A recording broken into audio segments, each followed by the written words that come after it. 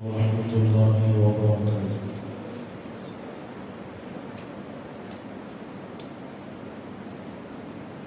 بسم الله الرحمن الرحيم. الحمد لله وكفى وسلام على عباده الذين اصطفى وعلى آله وأصحابه المجتبى.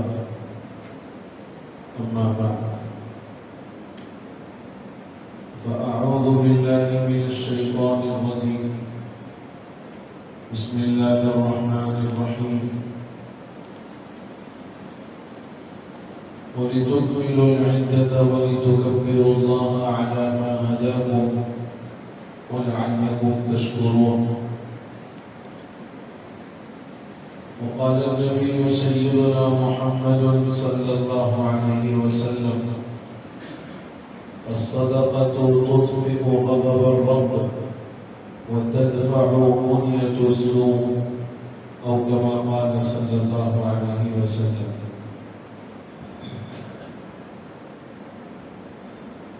قابل احترام عزیز بزرگوں، نوجوان بھائیوں، اسلام کا ایک مزاج ہے کہ اس نے اپنے ماننے والوں کو جن بہت ساری عبادات کا حکم دیا ہے، ان میں ایک عبادت صدقے کی، اور آپ اسلامی تعلیمات پر غور کر کے دیکھیں، یہ بات آپ کی سمجھ میں آئے گی کہ اسلام نے صدقے کی اہمیت پر اور صدقے کے نکالنے پر بہت زور دیا، اور چھوٹی چھوٹی باتوں پر، چھوٹے چھوٹے حالات اور مصائب پر سب سے پہلے جو شریعت کا حکم ہے وہ صدقہ نکالنا ہے۔ حکم دیا کہ اگر کوئی بیمار ہو جائے تو اس کا علاج تو کروانا ہی ہے، لیکن بیمار ہونے پر پہلے صدقہ نکالنا۔ حالات اگر خراب ہوں، تنگی معاش کا مسئلہ ہو تو صدقہ نکالنا، اور مزید کچھ ایسے حالات بن جائے جس میں آدمی اپنے آپ کو انکمفرٹ فیل کرتا ہوا، تو شریعت نے وہاں بھی حکم دیا ہے کہ وہاں صدقہ نکالنا۔ اور اسلام کی جو دو عیدیں ہیں، عید الفطر اور عید الاضحیٰ، ان دونوں عیدوں میں آپ غور کر کے دیکھیے، شریعت نے عید سے پہلے یا عید کے بعد غربا میں اپنے مال کو تقسیم کرنے کا حکم دیا۔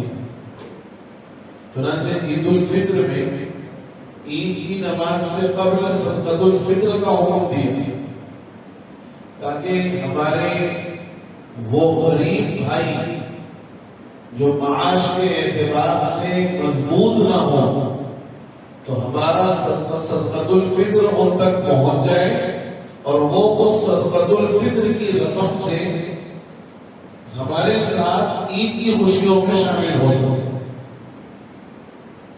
تو مسلمان اس کا اہتمام بھی کرتے ہیں، اور عید الاضحیٰ میں جہاں ہم جانور کی قربانی کرتے ہیں، تو شریعت کا حکم یہ بھی ہے، اور یہ حکم مستحب درجے کا ہے، کوئی واجبی حکم نہیں کہ اپنے قربانی کے جانور کے گوشت کو 3 حصوں میں تقسیم کرو، ایک خود کے لیے، ایک رشتہ داروں کے لیے، اور تیسرا فقراء اور غرباء۔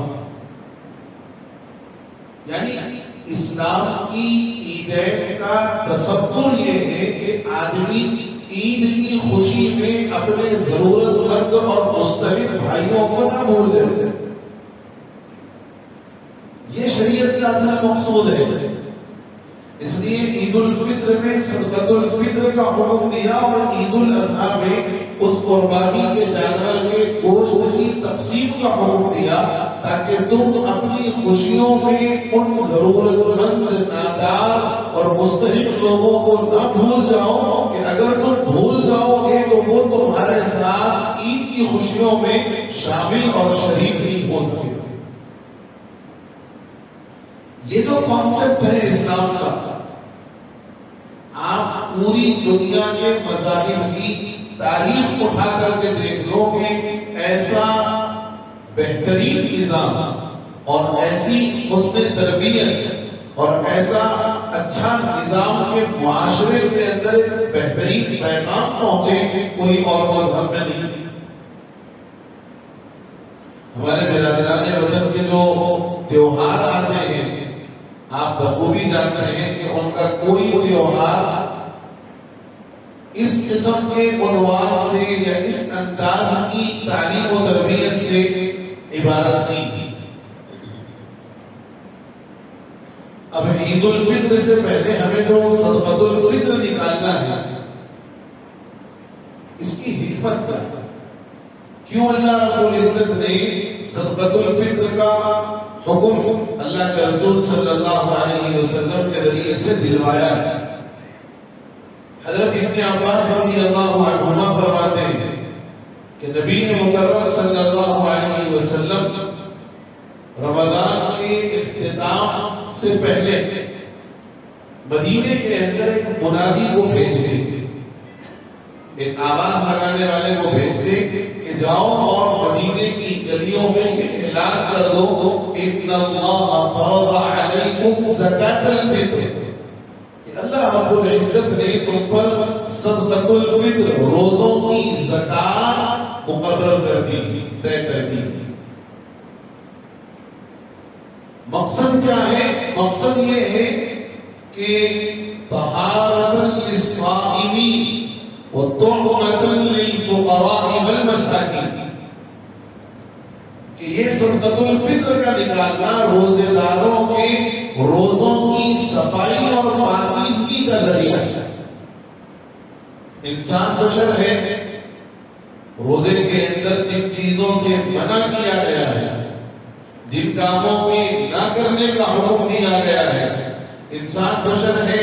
100% میں آپ اور کوئی بندے مومن یہ دعویٰ نہیں کر سکتا کہ میں نے رمضان کا ایک لمحہ ایسا ہی گزارا ہے جیسا اللہ کا حکم ہے.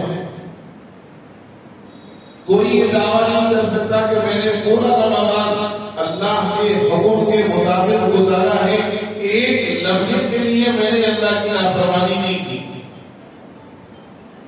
یہ کوئی دعویٰ نہیں کر سکتا کہ رمضان میں نے ایسا گزارا کہ میرے کان نے کوئی غلط بات نہیں سنی، میری آنکھ نے کوئی غلط چیز نہیں دیکھی، میری زبان سے کوئی خلاف شریعت بات نہیں نکلی. کوئی دعویٰ نہیں کر سکتا.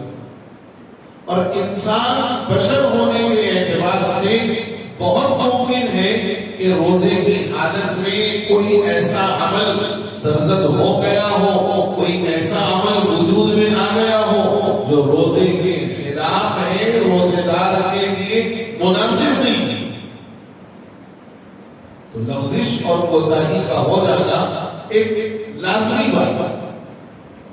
اور اس وقت کے حالات اور اس وقت کے جو مسائل ہیں، اس کو دیکھ کر کے اندازہ یہ ہوتا ہے کہ بہت ممکن ہے کہ روزے داروں کے لیے شاید کوئی ایسا عمل سرزد ہوا ہو، کوئی ایسی لغزش ہو گئی ہو، روزے کے اعتبار سے کوئی کوتاہی وجود میں آ گئی ہو. اللہ کے رسول صلی اللہ علیہ وسلم یہ فرماتے ہیں کہ یہ صدقۃ الفطر اگر نکالو گے تو یہ روزے کے اندر جو کمی آئی، جو کوتاہی ہوئی، جو لغزش ہوئی ہے، یہ اللہ معاف فرما دے. اب آپ دیکھیے اس میں دو فائدے ہو گئے.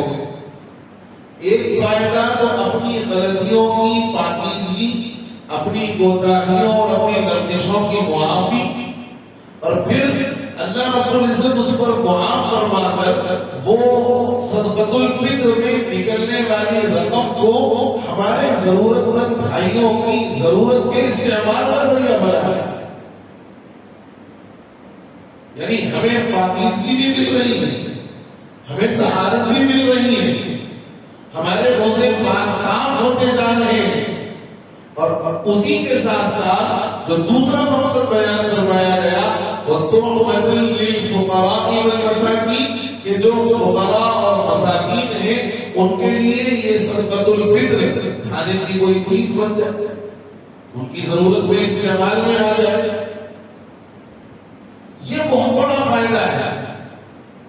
اور اگر غور کر کے دیکھیں آپ تو ایک مہینے کے روزوں کے اندر ہونے والی جو کمیاں اور کوتاہیاں ہیں اللہ رب العزت چند پیسوں اور چند گیہوں اور جو اور کھجور اور کشمش اللہ کے راستے میں اور اللہ کے نام پر دینے کی وجہ سے ایک مہینے کے روزوں میں آنے والی کمی اور کوتاہیوں کو معاف کرنے کا ذریعہ بنا۔ اب صدقۃ الفطر دینا کن کن چیزوں سے ہے، یہ تو کیوں دیا جاتا ہے اس کا مقصد ہے، کن چیزوں سے دیا جا سکتا ہے؟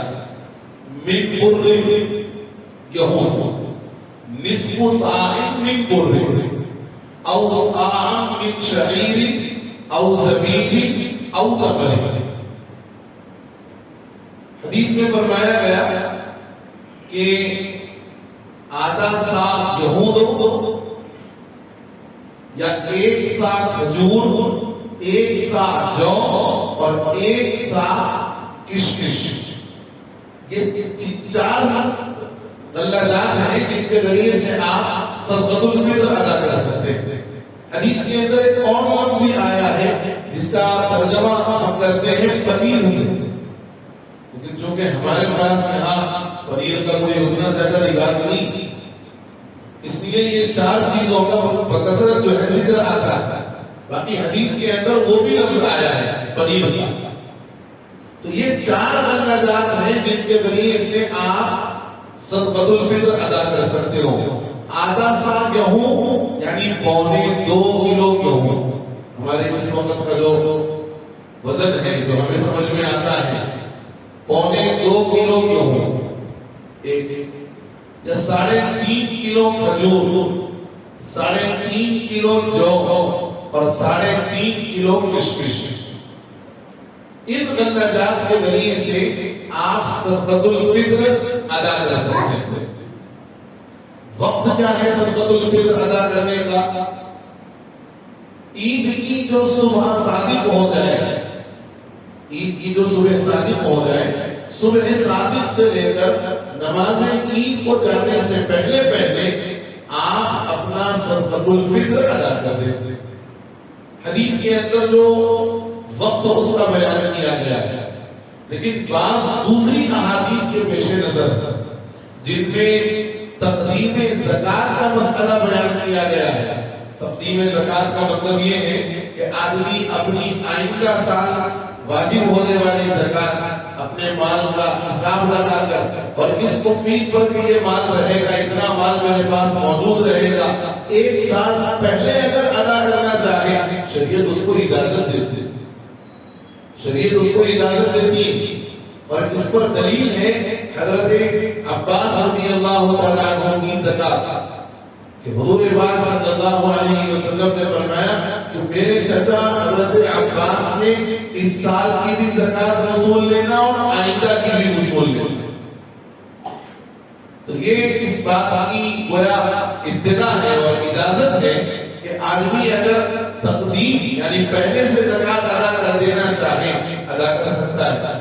بالکل یہی حکم صدقۃ الفطر کے سلسلے میں کہ ادا کرنے کا جو اصل وقت ہے وہ یوم الفطر کے طلوع کا وقت، صبح صادق سے صدقۃ الفطر کے ادا کرنے کا جو وقت ہے وہ شروع ہوتا ہے۔ لیکن اگر کوئی بندہ رمضان المبارک میں ادا کرنا چاہے تو اجازت ہے،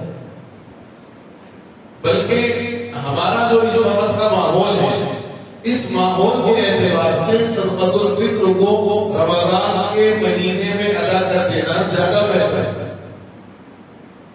عید کے دن کی صبح کی گہما گہمی بہت زیادہ ہوتی، بھئی وہ گھر کا سودا لانا ہے، وہ دودھ گوشت لانا ہے، وہ آپ کا صاحب ڈرائی فروٹ بن گیا اور فلاں باقی ہے، ہرا مسالہ باقی.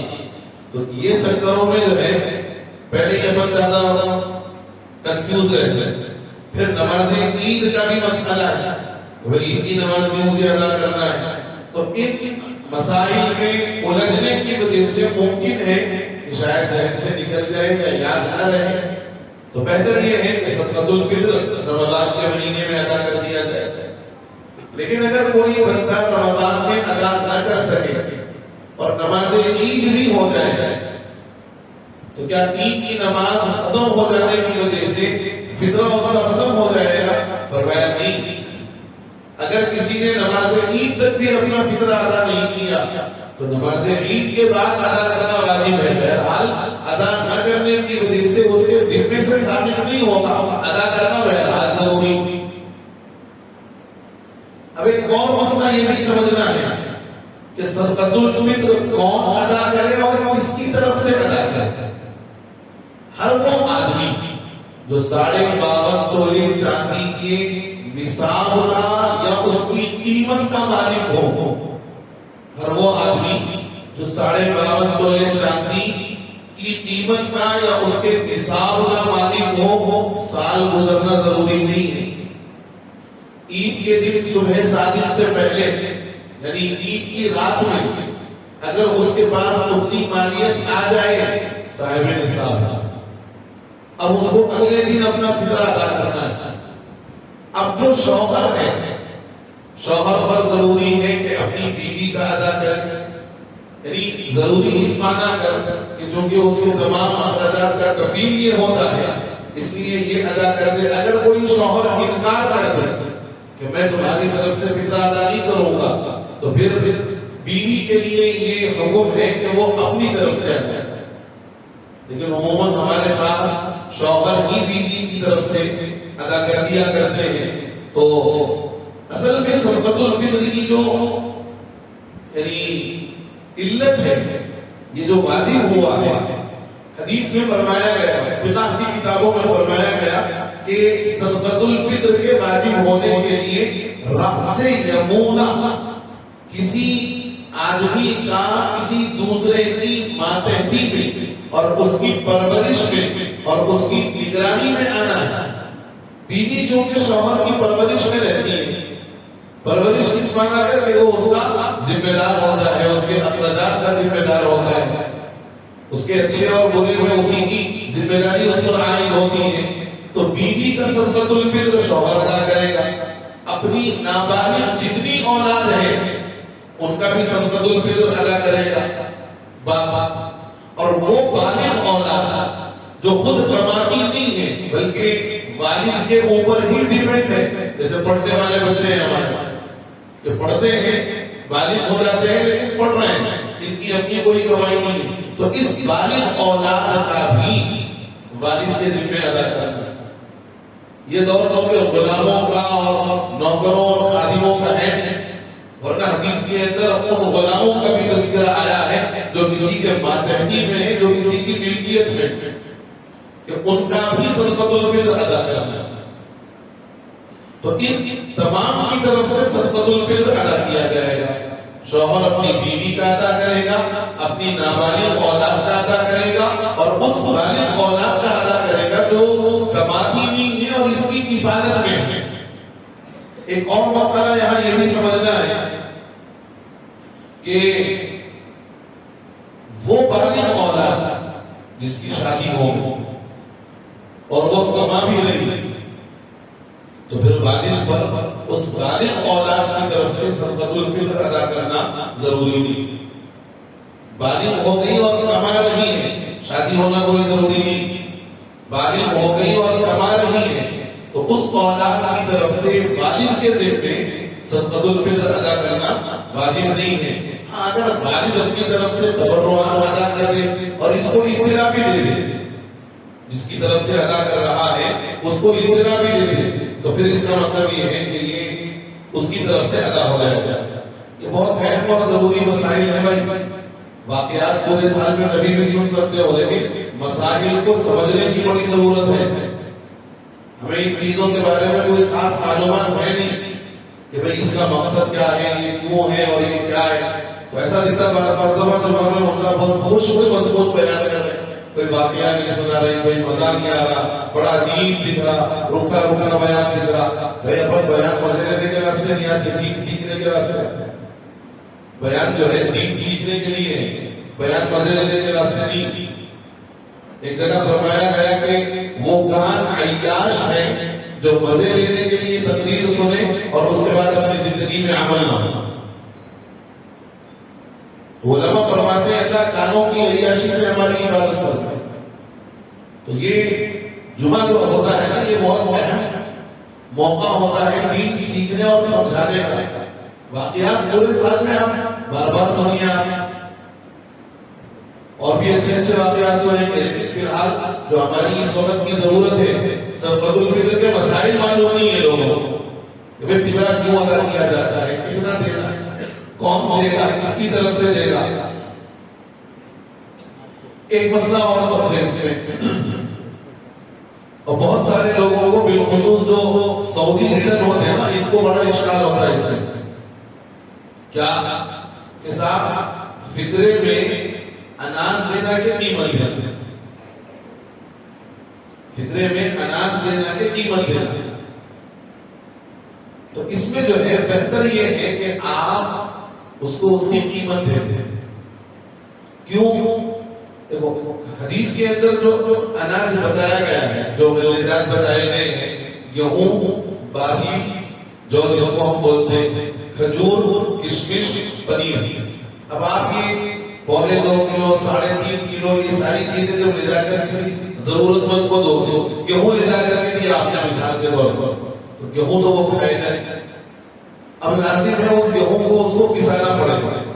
اب اس پر اس کا ایک تو وقت بھی خرچ ہوگا اور پسانے پر اس کا مال بھی خرچ ہوگا. پھر وہ آئے گا اور کھائے گا تو پتہ نہیں کب پسائے گا اور کب کھائے گا. یہ بھی تو اس لیے، اور یہی حال دوسرے غلظات کا بھی ہے، بارلی کا، کھجور کا، ساری چیزوں کا. تو بہتر یہ ہے کہ آپ آج کی اس کی جو قیمت ہے، اس قیمت کے اعتبار سے صدقۃ الفطر ادا کریں. چنانچہ اس وقت جو قیمت طے ہوئی ہے، گیہوں سے اگر کوئی صدقۃ الفطر ادا کرنا چاہے تو پر ہیڈ 70 روپے گیہوں کے ذریعے سے. بارلی اور جو کے ذریعے سے ادا کرنا چاہے 350 روپے پر ہیڈ. کھجور کے ذریعے سے ادا کرنا چاہے 450 روپے، اور کشمش کے ذریعے سے ادا کرنا چاہے تو 980 روپے. مگر ہمارے یہاں ایک بڑی عجیب عادت پڑی ہوئی ہے، اور ہم لوگوں نے ایک معنی میں ذہنی طور پر فکس کر لیا ہوا ہے کہ صاحب ہمیں صرف گیہوں سے ہی ادا کرنا ہے، کیونکہ کم قیمت رہتی نا بھائی. 70 روپے ہے، کم قیمت ہے، 10 لوگ ہیں، 700 روپے ہو گیا. تو صرف گیہوں سے ادا کرنا، ذرا اپنے دل پر ہاتھ رکھ کر کے یہ سوچیے کہ میں نے پورا رمضان گزارا، رمضان میں اللہ رب العزت نے مجھے بڑی بہترین نعمتیں کھلائی، قیمتی سے قیمتی چیز کھلائی، اعلیٰ سے اعلیٰ چیز اللہ نے کھلائی، اور اللہ رب العزت صدقۃ الفطر کے ذریعے سے میرے روزوں کی کوتاہیوں کو دور فرمانے والے ہیں. 70 روپے دوں اللہ کے نام پر، 70 روپے دوں اللہ کے نام پر. حالانکہ میرے عید کا جو ڈریس ہوتا ہے کم سے کم 2000-2500 کا ہوتا ہے. بچوں کے آ رہے ہیں 2000-1500 میں، بچوں کے آ رہے ہیں، بڑوں کے بھی کپڑے تقریباً ایسے ہی ہوتے ہیں. ہم عید کی خوشی تو منا رہے ہیں قیمتی سے قیمتی لباس پہن کر، لیکن اپنے ایک مہینے کے روز پہ بیٹھ جائیے. تشریف اپنے ایک مہینے کے روزوں کی کوتاہیوں کو درگزر کروانے کا جو موقع مل رہا ہے، اس کے لیے ہم صرف 70 روپے دیں اللہ کے نام پر. دینا اللہ ہی کے نام پر. تو اس لیے کوشش یہ اس بات کی کریں کہ ہم 70 روپے کے ذریعے سے نہیں، کم از کم ہم 350 یا 450 روپے کے اعتبار سے پر آدمی کا صدقۃ الفطر ادا کریں. 980 نہ صحیح، لیکن 350 اور 450 روپے میں سمجھتا ہوں کوئی اتنی بڑی مقدار بھی نہیں ہے کہ عام متوسط درجے کا آدمی یہ قیمت ادا کر سکے.